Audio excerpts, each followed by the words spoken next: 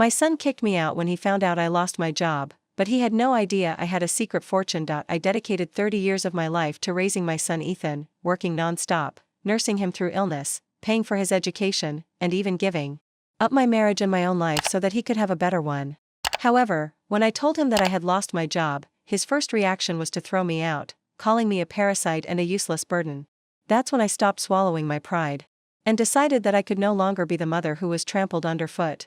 I was going to defend myself, believing I had just returned home when I informed my son Ethan that I would no longer be working for Katherine.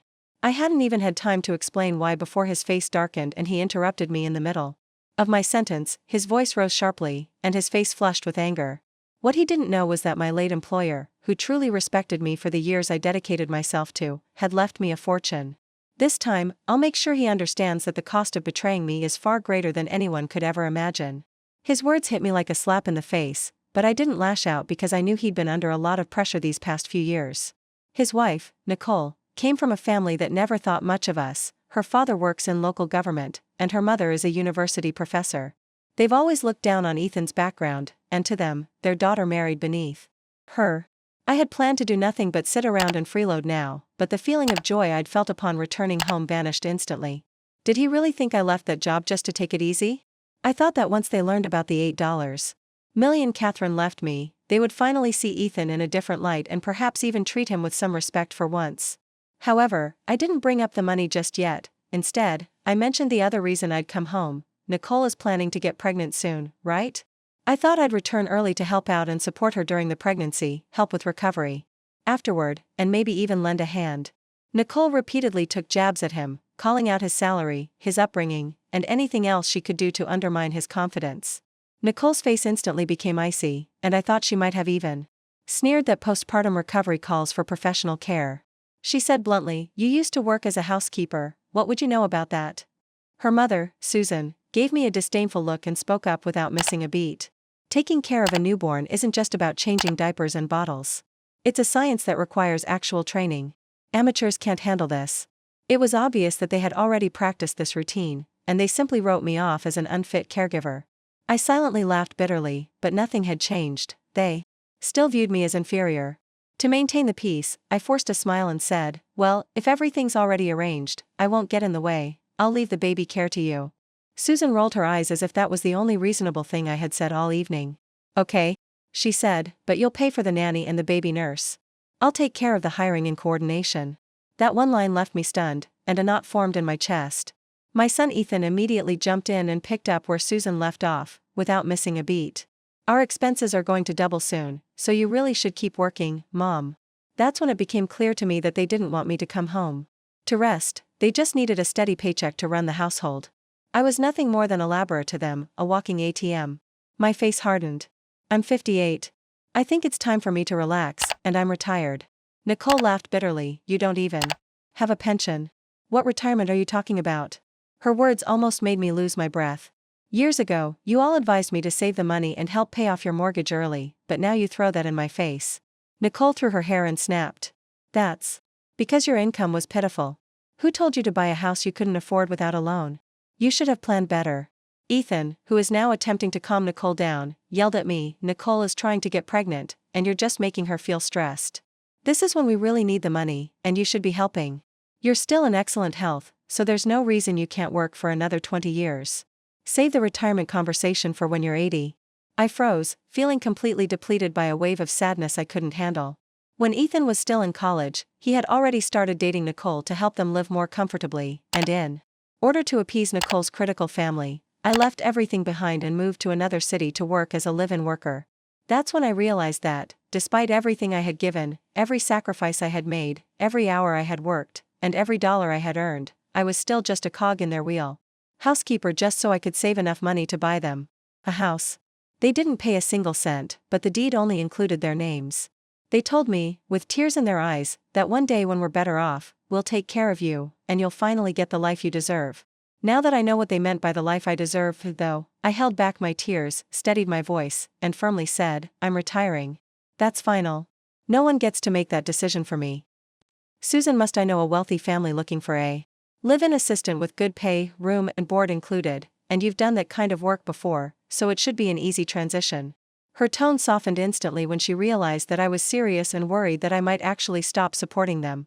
It's not that we don't understand you, you just need to be realistic. There isn't a spare room in the house for you, and you can't expect to stay here forever, right? Nicole smirked and said, great idea. You could even help ease our financial load. Whatever you earn could go toward household expenses. Win-win. Susan shrugged and added, you're not someone who really needs to rest anyway, so going back to work wouldn't kill you. Don't be so quick to say no, just give it a try. If you do well, you might even get to stay long term. My face grew colder the moment I quit, and I'm never again going into anyone's home to work. Nicole rolled her eyes and scoffed, saying, now that's more reasonable. You can't just live in a hotel and expect us to foot the bill. There's a senior residence nearby with good facilities, decent meals, and lodging. You could apply for a work-based stay, maybe kitchen help or janitorial services, something to earn your keep. Nicole's gaze shifted sharply, saying, if you're really done working for others, fine. My anger was simmering, but I forced myself to remain calm. I turned to Ethan, who seemed to think it was okay to send your own mother to scrub floors in a retirement facility just to keep herself fed. His eyes darted away, but he tried to maintain his calm demeanor. Mom, be realistic. You've always stated that you wanted to be independent. Isn't this the most dignified way to do that? You support yourself, and we don't owe each other anything. In addition, he added, he pulled out his phone and said, there's an open spot right now. I called earlier to make sure you could move in as soon as today. Then, right in front of me, he began dialing the number once more. I couldn't believe what I was seeing. The child I had dedicated my entire life to raising was eager to throw me out the door like I was nothing more than dead weight. My hands trembled, and tears ran down my cheeks.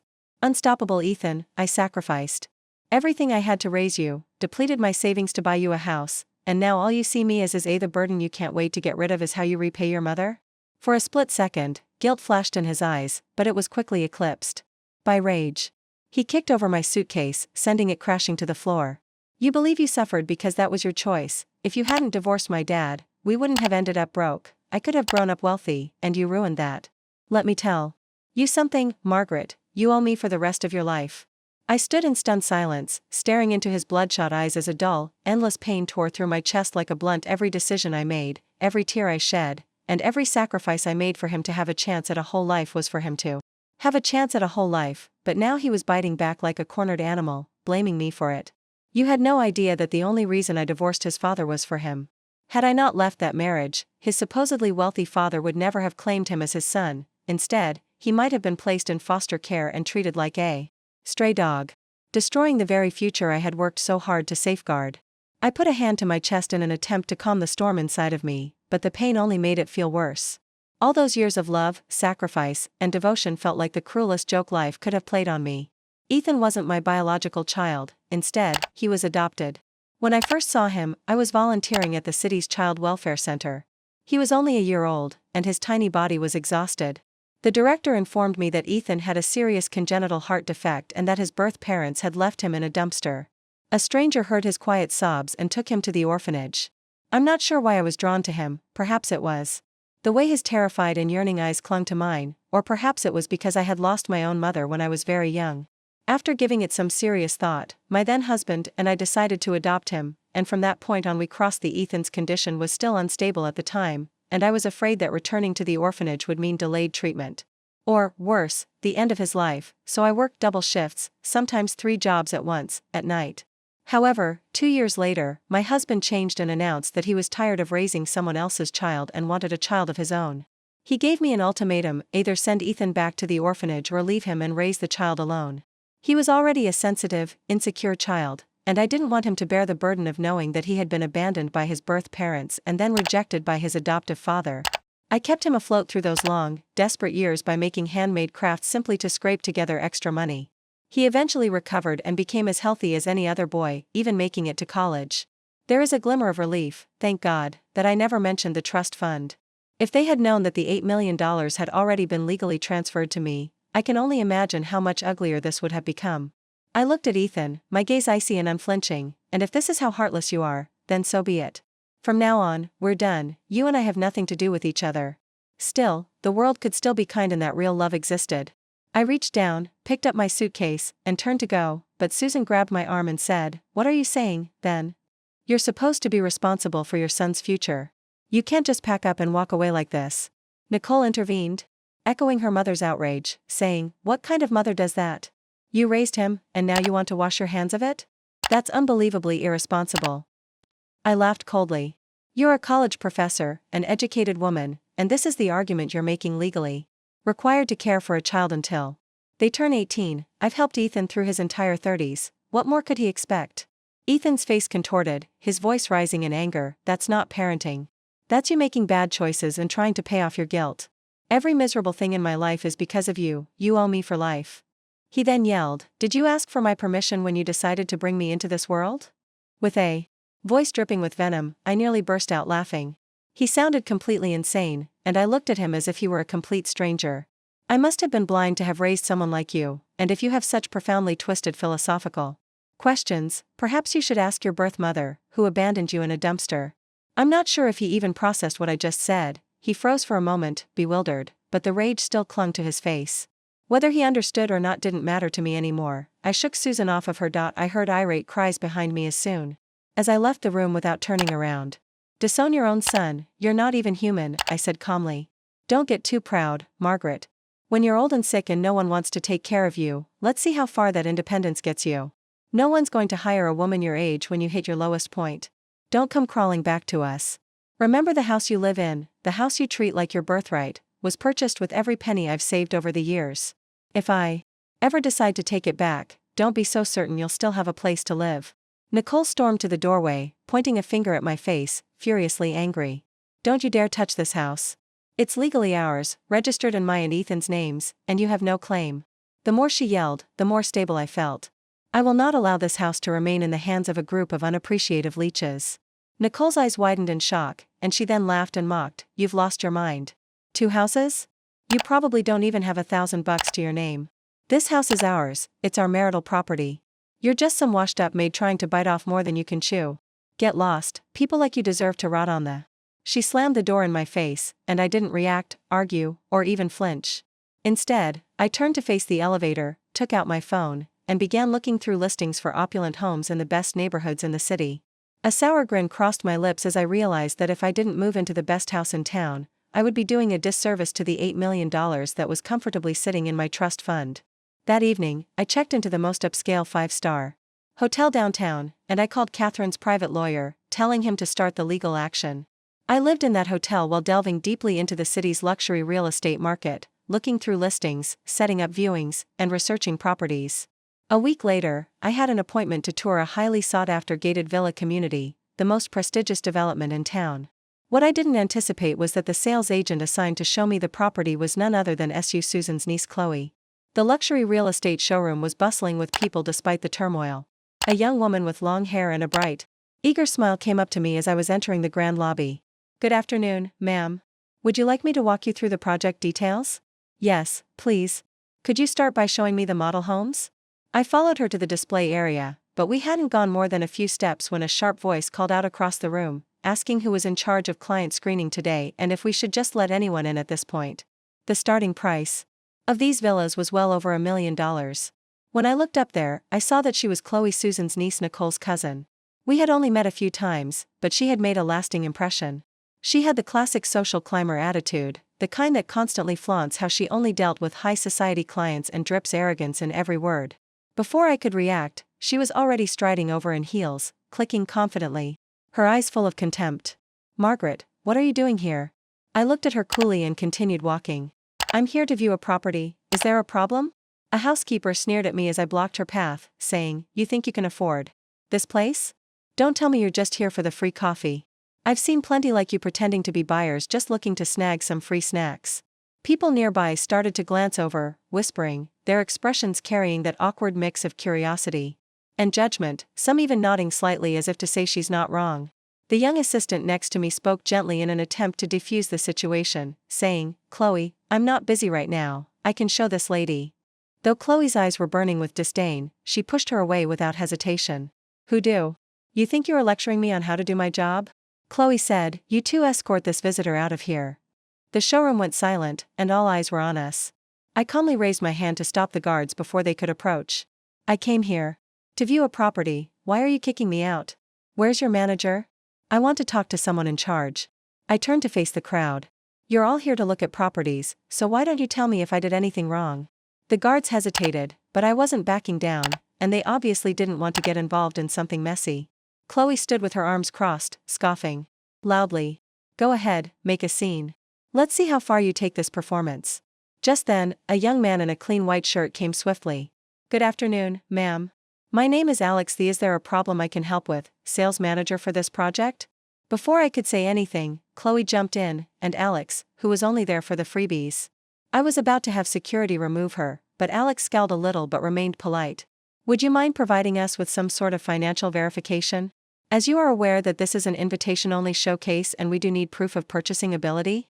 Without hesitation, I took out a folder, and they had already checked my documents at the entrance, and Chloe grabbed it.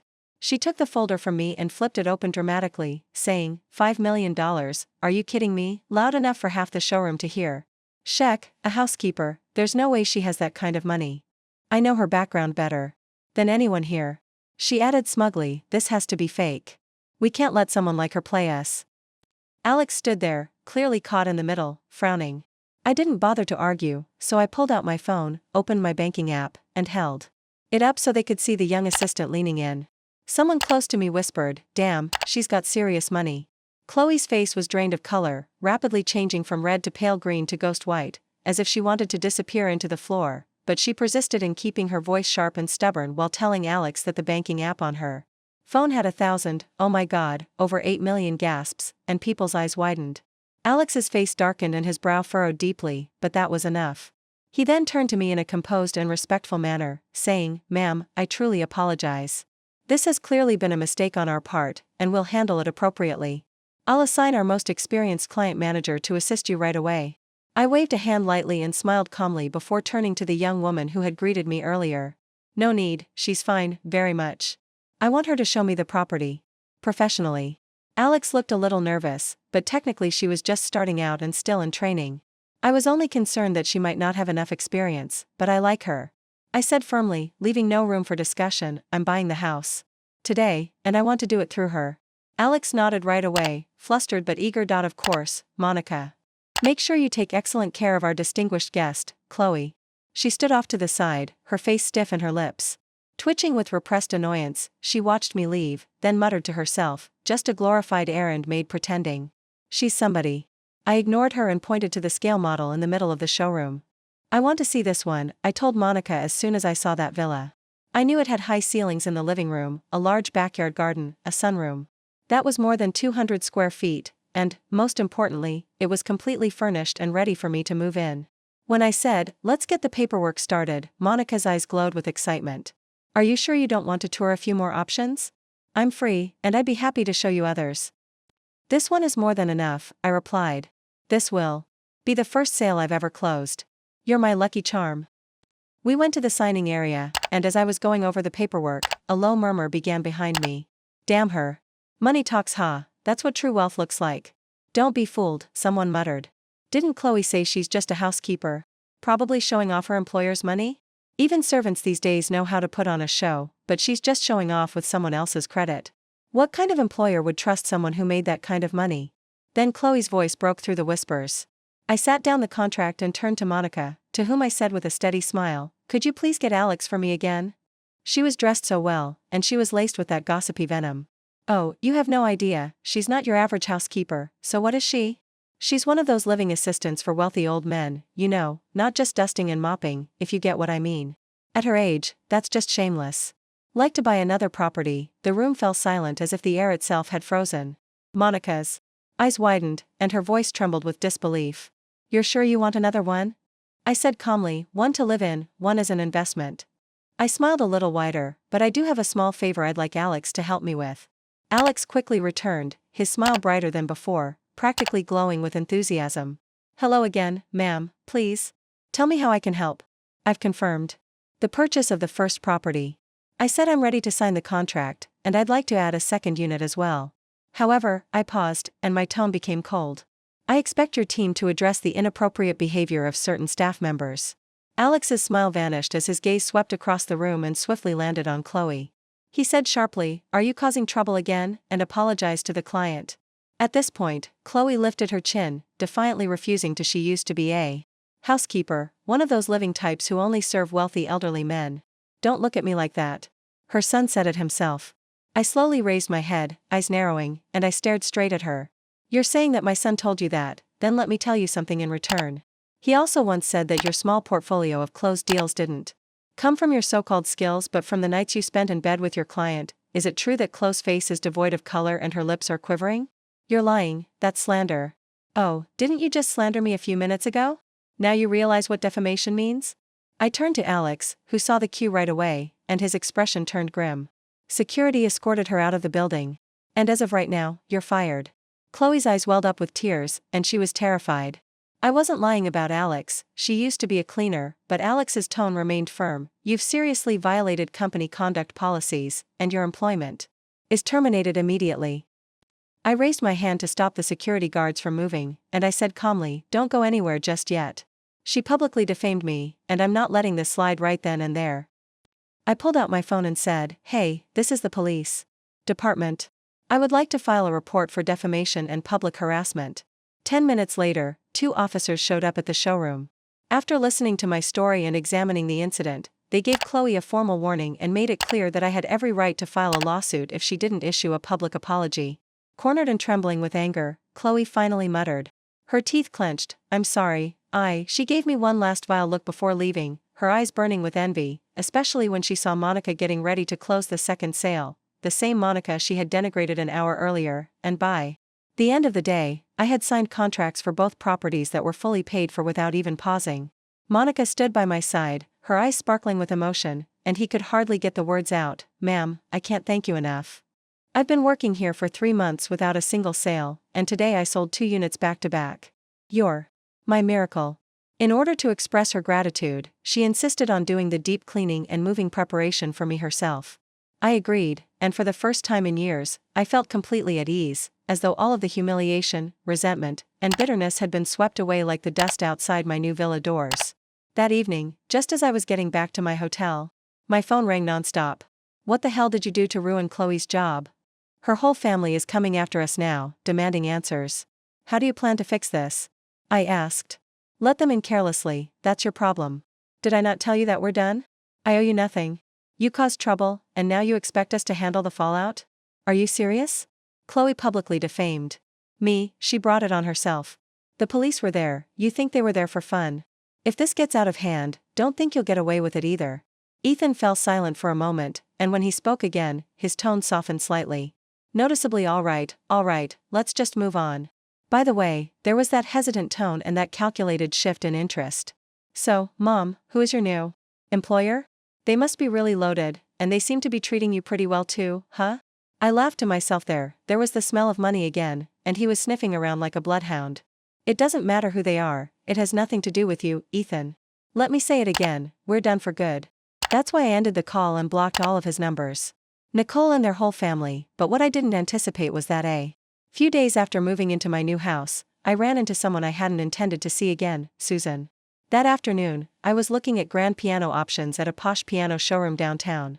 I had just sat down on the bench, ready to test out the keys, when the front doors flew open and a flurry of footsteps reverberated through the room. Susan was surrounded by her constant group of social friends, their voices loud and hoarse with self-importance. What kind of store is this, Susan sned? Her eyes fell on me, and her smile practically oozed sarcasm. Margaret, did you even wash your hands before handling that instrument?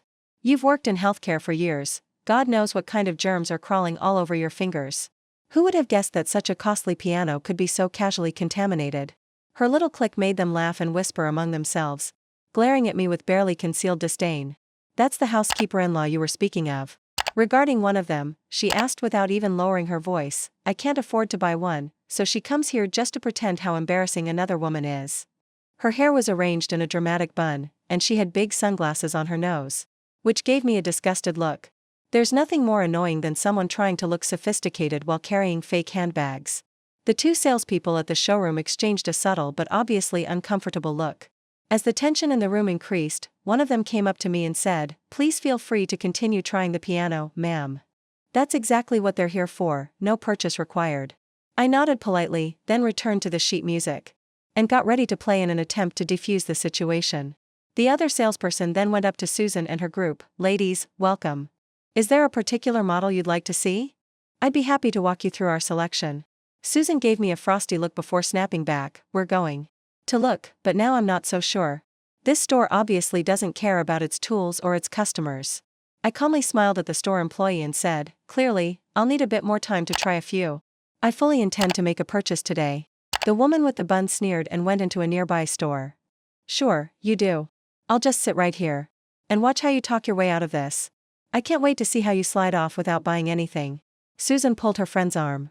Come on, let's go somewhere else. However, I was aware that Susan had already been informed by Chloe that I had purchased 2 villas. She was obviously not sure whether to believe it and was worried that I might disprove her once more, but her friend was not easily convinced. I'm staying right here, the woman with the bun hair said smirkingly. I won't sleep tonight if I don't see this woman fall flat on her face.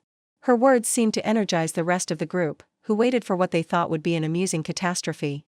I selected one of my favorite pieces and let my fingers gently rest on the keys, allowing the notes to drift into the room. The sound of the Moonlight Sonata was steady and gentle, and the woman with the bun twisted her mouth in mockery and snorted. Who taught her to play the piano? She believes she belongs in a piano store with that mess, so give me a break. However, before I could reply, the salesperson beside me began clapping with genuine admiration in his eyes. Ma'am. That was truly one of the most moving renditions of the Moonlight Sonata that I've heard in a long time. When the woman with the bunny hair rolled her eyes so hard that she almost fell over, I thought, oh please, if she was that talented, she wouldn't be stuck in whatever dead-end life she's living. Your flattery is a little too obvious, sweetie. Then, a few young people entered the showroom and stood silently behind me, listening. As soon as I removed my fingers from the keys, a round of spontaneous applause broke out from behind me. Wow, so amazing. I've studied piano for a long time, and I still can't bring out that level of emotion in Moonlight Sonata. You're amazing. Susan stood close by, her brow tightening, her eyes narrowing, and she couldn't seem to understand how someone who would always look down on her could play with such grace and skill. The truth is, I owed this moment of musical peace to my late employer, who came from a prestigious family and was the most elegant, sincere woman I've ever met. Once denigrated me, in fact, she treated me more like a younger sister than a worker. And whenever she had free time, she invited me to study music, painting, and literature with her. I never dismissed her invitation. Instead, I studied diligently, grateful for her patience and generosity over the years. She didn't just change my lifestyle, she changed my entire spirit. I kept playing, letting the keys carry my thoughts as the woman with the bunny hair's face soured under the increasing stream of praise. She lowered her head clearly uneasy, she snapped her head up in a final desperate attempt to say, so what if you can play one song? Big deal. If you're really that impressive, pay for the piano right now. I calmly handed my card to the associate. Thank you, ma'am. He said cheerfully, that'll be $155,000. I entered my PIN. Transaction approved, ma'am. Obviously, he asked for your name to complete the invoice. Margaret Turner, the woman with the bun hairstyle, blanched and jerked her head in disbelief when I wrote it down. She claimed that she worked for someone else and that the villas she had purchased weren't even hers. Susan's face changed as she walked over, her expression caught between disbelief and something much more tangled. You bought this piano yourself, and those 2 villas were yours as well. I smiled, and the invoices and contracts had my name on them. If they weren't mine, then whose would they be? Yours? Margaret, you are only a housekeeper. Where did all that money come from? Every dollar I spent was earned legally and rightfully. Susan scoffed. Oh, please, you must have done something shady to get it. The bun-haired woman immediately chimed in, maybe she's a scammer, that's how people make fast money these days. As soon as she finished speaking, another woman who had been quiet all this time, she suddenly snapped. Don't even joke about that. She fumbled for her phone, her hands shaking, and said, Hello 911, I need the police, there's a con artist here. Before anyone could react, she hung up and stormed toward me, trying to grab my clothes in a fit of rage. The store staff rushed to hold her back, and she was crying, shouting, and completely hysterical. Finally, I realized why she had left the first place. She'd been kicked out. The police came swiftly, and to my surprise, it was the same 2 officers I had met the day I bought the villas. One of them raised his eyebrows in recognition, a smile tugging at the corner of his mouth. Oh, it's you again, ma'am. I nodded politely, but before she could recover her $100,000 6 months ago, she had never gotten it back, and the pain was still so deeply ingrained in her that the mere mention of the scam broke her control. I could speak before the curly-haired woman jumped up and yelled, She's a scammer, officer, arrest her right now. The officer's smile vanished as he became serious, asking, "Do you have any proof of this accusation?" She snapped, "Of course not. I'm just giving you a tip, you should investigate her yourselves." Come on, how could a housemaid afford villas in Grand Pios? Does that sound normal to you? The officer's hands spread, perhaps she won the lottery. The officer said, "I advise you to watch your words. Accusations without evidence fall under defamation and personal attacks, and we can open a case if necessary." Susan immediately jumped in, her tone sharp. "Her lottery win isn't ridiculous. She's never had a lucky day in her life, and she grew up without parents, had a failed marriage, worked in low-class jobs, and has no education or career path. People like her don't get lucky, they get desperate." Susan's face turned pale, and she calmed down immediately. A whirlpool of emotions arose inside me, including frustration, pain, and anger, but mostly clarity. After the divorce, I had grown up alone, and I had gone above and beyond to support a son who never showed appreciation for anything I did. Now, the very people who had once enjoyed my sacrifices were using my lowest points as justification to attack me. If I had a nemesis in life, it was Susan, her daughter Nicole, and Ethan. They weren't ungrateful, they were the true curses in my story. If you want to accuse me of sleeping my way to the top, go ahead and sue me. I took out my phone, opened my banking app, and without saying a word, turned the screen towards Susan and held it up so she and everyone else could see. "You don't want to see me happy? Well, it looks like heaven had other plans. Look at the over 8 million, all legal, all mine, no dirty secrets, no tricks, just blessings. You'll never understand if that makes you sick. I'll wait for you." Susan's water cup fell out of her hand and hit the floor with a loud clang, and I could almost hear her pride breaking. "How in the world do you have that much money?" Her voice trembled, panic emerging through her incredulity, and then her face twisted as if something had suddenly clicked. "Oh, I see now. You got rich and dumped your son like trash because of that. You're so callous, Margaret." "Susan, I was prepared to leave your daughter and my son every cent. That was my plan, but you two decided I was a burden the moment I quit my job, and you threw me out of the house like trash. You think I forgot that you live in that house, and every dollar that was spent on it came from me. In addition to kicking me out, you wanted me to work as a living servant for an elderly, wealthy man, cleaning floors, so that you could continue to support your family. God knows. What kind of services were you thinking of? Tell me, Susan, do you still have any semblance of decency? I could have given your entire family a luxurious life, but you ruined it yourself." I turned to the growing number of onlookers and asked, "Don't these ingrates deserve everything they've lost?" The crowd's energy changed, and their eyes, which had been full of gossip, were now full of judgment, and Susan's face was burning red. "Like a scammer caught in the middle of a scheme, you're lying, and we never said you should work for an elderly man." "Oh," I said calmly, "should I play the recording for everyone here to hear your exact words?" Her face turned pale, and for a moment, I saw genuine fear in her eyes. "That recording is probably edited." "I'm not listening to that garbage," she said, turning away and pulling toward the exit. "Margaret, you're cruel to the core. You'll get what's coming to you someday." Door behind her, I finally let out a breath. I knew that with so much money at stake, people like Susan and Ethan never remained silent for very long. However, I was surprised by how quickly Ethan would reappear in the picture. The very next morning, the concierge brought me a huge bouquet of flowers, saying that someone had left them at the gate for me. I scowled, dragged the flowers inside, and rummaged through them, finding a card wishing you a wonderful weekend. In the middle, I almost burst out laughing, feeling so ashamed that it was almost comical. Without hesitation, I picked up the bouquet and threw it directly into the kitchen trash can. I then took a picture of the crushed petals, bent stems, and crumpled card in one frame, and I sent it to the Gat house. "From now on, I will not accept anything from this person, and please send him this picture." I didn't want him rejected, I wanted him to feel embarrassed.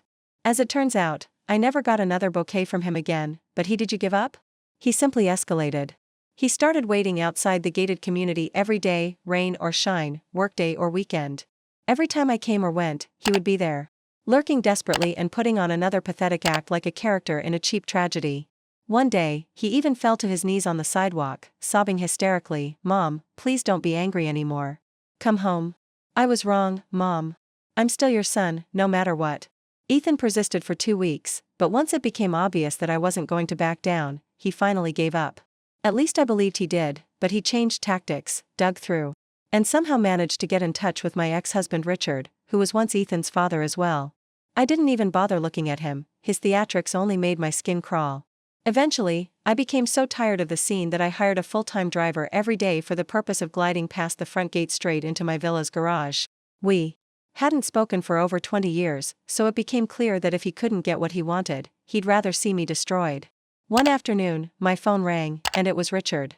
I had no idea how he even got my number, so I just thought I'd give you a heads up. He said casually, "Ethan came to see me," he cried, "and begged me to. I don't know what happened between you two, and to be honest, I told him that wasn't my business. I reminded him that I'm not his biological father and that anything that's happening between the two of you has nothing to do with me because I'm an outsider." However, he insisted that I was lying, and he even showed up at my office, making a scene. I had no choice but to take a paternity test to silence him. I didn't tell him the whole truth, but I kept my promise from all those years ago. In the end, he now realizes that I am not his father, but you are still his only mother.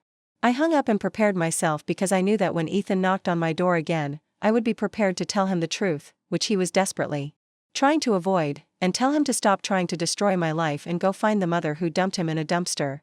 However, that confrontation never materialized, and instead Ethan took a darker turn that I hadn't expected him to take in about a week. After a while, I noticed that the way people in the neighborhood looked at me had changed. Their looks lingered longer, and their smiles became thinner and more forced. I initially dismissed this, but one afternoon, Monica called me and said, "I know you're a good person. Please don't let what people are saying upset you." I was perplexed by what people were saying, and that's when I realized what had actually been going on. I had become an internet sensation, but not the good kind. Ethan had begun live. His channel, How My Mother Abandoned Me, streams every day on a well-known social media platform. I clicked in to see the full picture, and instead of accusing me of being a mistress or anything scandalous, he had gone for something much more sinister. He had created a manipulative sob story in which he portrayed himself as a heartbroken, abandoned son, while he twisted me into the cold, ruthless, money-hungry villain. He said things like, "My mother never really loved me. I worked so she left for another city to work as a live-in assistant for wealthy people the year I started college, leaving me to live alone in a small rental apartment. When I got married, she didn't pay a dime, and even when my wife became pregnant, she didn't offer any assistance at all. Now that she's suddenly wealthy, she's cut me off completely as if I didn't exist. I don't even want money, all she wants is for her to recognize me as her son, but she won't even mention my name. She lives in a mansion. A mother like that shouldn't be called one, she should be ashamed. He's so pathetic that I will do anything to give him the love he never had." His live stream went viral, his follower count skyrocketed, and he even went so far as to start a campaign to stop him from being judged and humiliated on the streets while he drives fancy cars and lives an upper-class lifestyle. Selling goods and merchandise on his channel, he wrote that the outpouring of sympathy donations from his alleged supporters would be the warmth your mother never gave you. "You deserve better, sweet boy, she doesn't deserve happiness." Then, things got worse, and people started snooping around in my personal life. My name, photo, address, and everything else started going viral in comment sections and reposts. I had officially become the face of the most callous mother on the internet, and that evening, my phone rang again, this time from my lawyer, Margaret. I paused for a few seconds, then smiled calmly, saying, "We can file for removal of defamatory content, demand a public apology, and pursue compensation for damages." My lawyer said, "We can proceed with legal action right away." I plan to take this matter into my own hands first. That same night, I created my own account on StreamNet and launched my own live channel, which I named, "So This Is the Mom Who Abandoned Ethan." I first dropped into Ethan's stream and sent several thousand in contributions immediately attracted attention and caused the live chat feed to spike. I then sent a message across the screen to everyone, saying, "Hello everyone. I'm the heartless mother Ethan has been talking about. He's been crying for weeks, saying I cut off his financial support. Come over to my channel, I'll show you the truth tonight. I'm giving away $100,000 in cash prizes. Join if you want. First come, first served." In a matter of seconds, a flurry of viewers jumped to my stream, traffic skyrocketed, and I began distributing the promised rewards in the video. Exploded with excitement.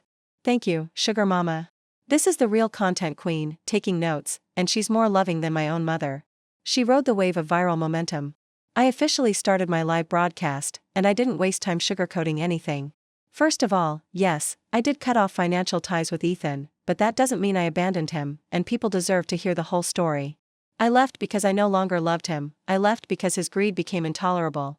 When I first received the inheritance from my late employer, I intended to leave everything to Ethan and his wife, but instead of being grateful, they accused me of trying to freeload and conspired to have me removed from the house. They even suggested that I move in with an elderly man they didn't know as his living assistant because, to them, my only worth was to keep working and bringing money into their home. I wasn't a mother, I was a bank account.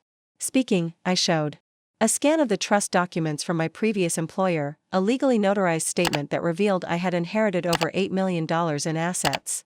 The money came from a legitimate trust left to me by a woman who treated me like family, had no children of her own, and made me her sole beneficiary. The comments went viral once more, asking, "What kind of employer does that? Karma rewarding a good heart isn't cold, it's clarity." Of course, not everyone was persuaded, a few skeptics appeared. "You're his mother, aren't you supposed to support your child? Cutting him off after marriage sounds pretty cold-blooded." I answered calmly and without blinking. "Does supporting a child mean you're supposed to be their personal ATM forever? I raised him alone since he was 1 year old, paid for his school fees, and bought him a house. What did I receive in return? Disrespect, suspicion, and contempt. And having been evicted from my own house, they wanted me to continue working like a machine to support their way of life while treating me like a burden."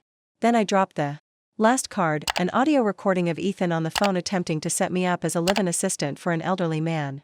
The call had been recorded by the elderly man's home security system, so it was indisputable evidence, and the comments erupted once more.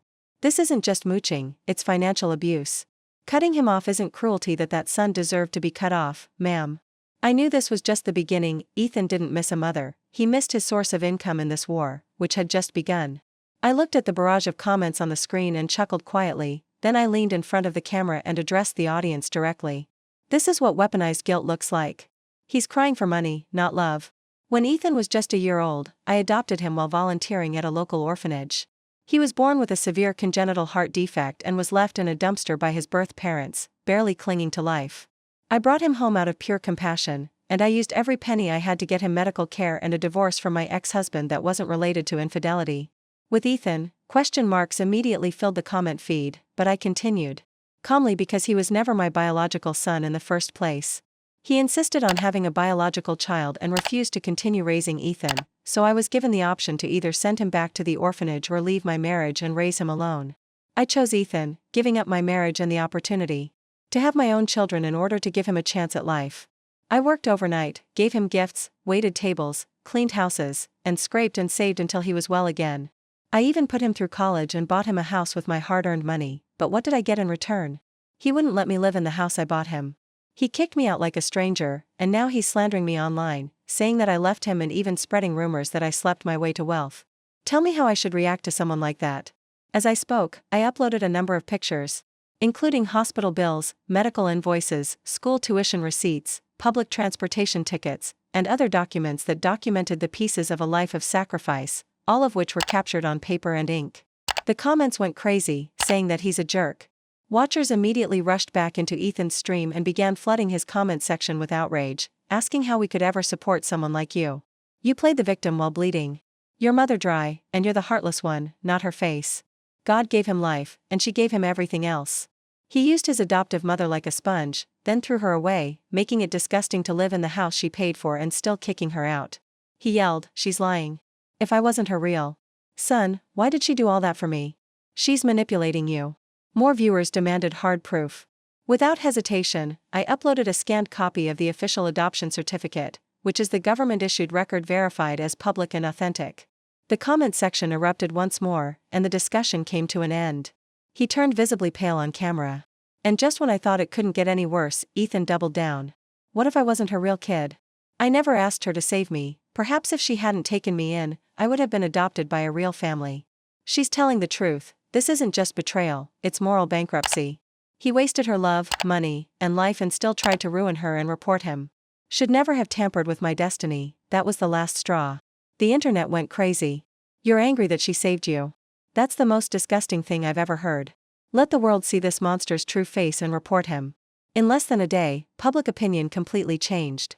Ethan went from being an abandoned victim to an ungrateful parasite that fed on the blood of his adoptive mother. The platform permanently suspended his streaming channel that same night, and my lawyer filed a formal defamation and harassment lawsuit against him, demanding financial compensation. Ethan was found guilty of breaking cyber safety and defamation. laws, and we filed for an injunction to legally prevent him from making any more defamatory statements or attacking me on social media platforms. Ultimately, the court decided in our favor, and Ethan was ordered to pay damages and cover all legal fees. His streaming privileges were revoked, and his social media accounts were permanently banned. 8 months later, I was finally free of all traces of Ethan in my life, and I would never see him again. I recovered the home that had once belonged to me after a painstaking legal process in which my legal team was able to reverse the property ownership. On the day that everything was finalized, I stood in the living room, looking at the familiar curtains and watching sunlight spill across the hardwood floor for the first time in years. I felt as though I had finally let go after holding my breath for decades. A few days later, Susan's daughter-in-law, Ethan's wife, filed for divorce, and she signed the papers in her lawyer's office with total poise and without saying a word more. Ethan abruptly disappeared from my life after she casually mentioned, "I heard Ethan ran off to Canada. He's always online bragging about how free and easy life is over there." Years went by, and she casually mentioned it while chatting with an old friend at a cafe. I was curious, so I looked up his name online. It was obvious that she had seen him for who he really was, a man who complained about being wronged but never took responsibility, full of resentment but completely devoid of self-awareness. The video footage I discovered showed him looking disheveled and hunched next to a trash can on a street corner, chewing on a piece of moldy bread with vacant, unfocused eyes. At times, he would smile manically, and at other times, he would sob uncontrollably, causing his entire body to erupt. He had gone insane. The man who had previously stood in front of a camera portraying me as a villain, trying to gain sympathy by selling me grief in order to get attention, had become exactly what he deserved, a ghost.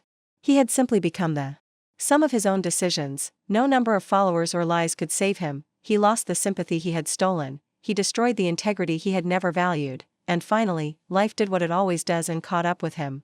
I no longer felt satisfied or angry despite living on the periphery of real life.